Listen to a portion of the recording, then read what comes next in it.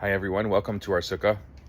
This beautiful temporary hut reminding us that everything is temporary. Tonight is one of the last nights, officially the last night, Hoshana Rabbah. Just smelling that drug. It's beautiful, isn't it? It's really special. Tomorrow night we're going to start Shniyot and Simchat Torah. It's going to land differently this year. Definitely, it's also the yahrzeit, the first yahrzeit of 1,200 beautiful, really special souls. I've been looking for inspiration, trying to find how are we going to be able to hold the joy of Simchat Torah and the sadness and the crying. And I thought of a few stories. There's one story that I had read some years ago in my favorite book, and if you haven't read this book, I really encourage you to. It's called Out of the Depths. It's the story of a Holocaust survivor, a child survivor who becomes the chief rabbi of Israel, Rabbi Israel Meir Lau. And in his book, he tells a story of his father-in-law, well, before he was his father-in-law, in 1942. He had just arrived just a couple years earlier to Israel, and he had a synagogue in Tel Aviv. It's called the Avat Chesed Synagogue. Today it's still in Tel Aviv. It's actually on Frankel Street. His name was Rabbi Yedidia Frankel. And in Israel, the setup is different than it is in the diaspora. They have Shmini Atzeret and Simchat Torah. It's going to be tomorrow night and Thursday, and it's one day. In the diaspora, it's 2 days. And so they had finished their first day, their day of Shmini Atzeret Simchat Torah in 1942. And this was now, Simchat Torah was over. But it was just beginning in the diaspora. And he looks at his congregation. It's October of 1942.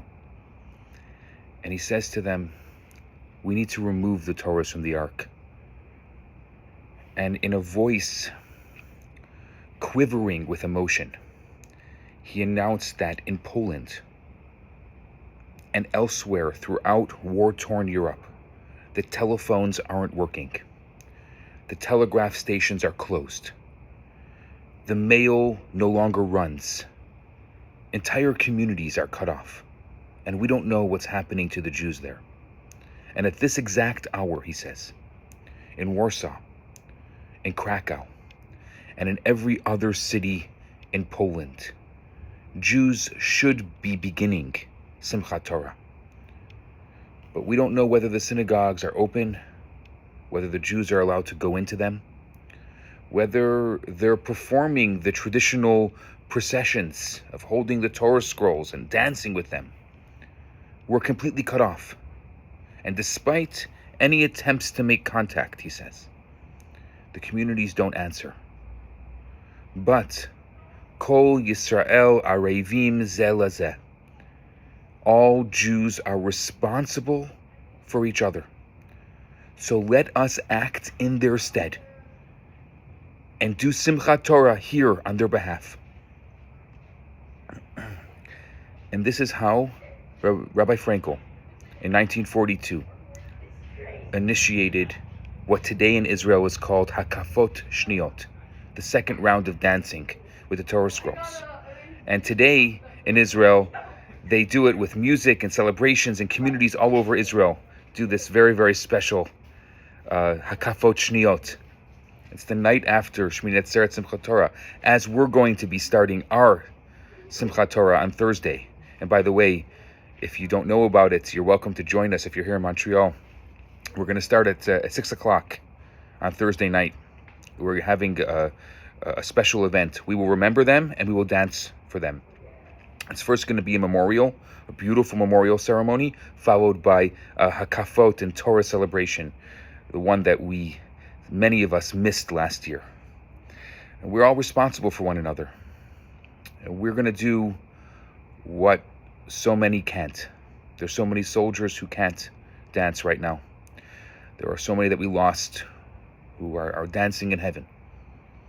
And so this year, as we celebrate Simchat Torah, we're going to dance in solidarity with our brothers and sisters, whether they're in Sderot, in Jerusalem, or they're here in NDG. We're going to carry the Torah in our hands.